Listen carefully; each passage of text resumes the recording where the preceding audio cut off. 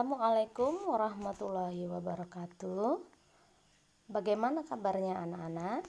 Ya, mudah-mudahan dalam keadaan sehat selalu. Nah, di video kali ini saya akan menjelaskan mengenai kaidah kebahasaan dalam teks eksplanasi. Hal yang membedakan teks eksplanasi dengan jenis teks lain adalah kaidah kebahasaan. Berdasarkan isi teks eksplanasi yang ditulis berdasarkan fakta. Pilihan kata yang digunakan dalam teks eksplanasi tentu berbeda dengan jenis teks lain. Adapun kaidah kebahasaan yang digunakan dalam teks eksplanasi meliputi beberapa hal berikut. Yang pertama, menggunakan kata kerja tindakan atau aksi. Kata kerja aksi menyatakan suatu tindakan atau perbuatan untuk menunjukkan kejadian yang sedang berlangsung. Kata kerja aksi bertujuan menjelaskan suatu proses atau peristiwa tertentu yang didukung dengan fakta. Contoh kata kerja aksi adalah membaca, mengolah, menulis, dan memasak. Kemudian yang kedua, menggunakan kalimat pasif. Kalimat pasif digunakan untuk menjelaskan suatu hal yang dikenai pada subjek kalimat. Kemudian yang ketiga, menggunakan konjungsi yang menunjukkan waktu.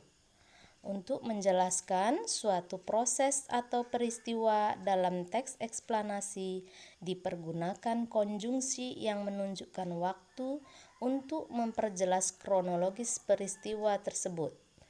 Adapun contoh konjungsi waktu adalah sesudah, sementara, sebelum, ketika, sehabis, setelah, sehingga, sejak, selama, sampai, dan kemudian.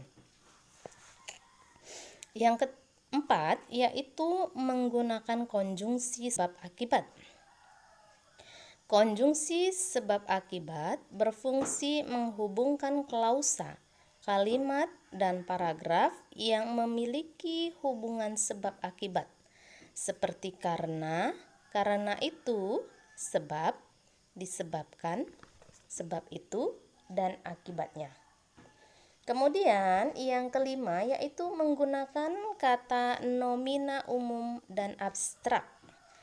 Teks eksplanasi biasa menggunakan kata nomina umum yang banyak diketahui oleh pembaca. Kata tersebut juga bersifat abstrak atau tidak konkret. Kata yang dimaksud adalah kemerdekaan, pembacaan, pendalaman, dan pengendapan. Kemudian selanjutnya menggunakan terminologi teknis atau istilah ilmiah. Terminologi teknis adalah kata dan gabungan kata yang digunakan dalam konteks tertentu. Misalnya, istilah yang berkaitan dengan ilmu kimia, istilah kegunungan, istilah matematika, dan sebagainya. Kemudian yang terakhir yaitu menggunakan majas. Majas digunakan untuk mempercantik susunan kalimat.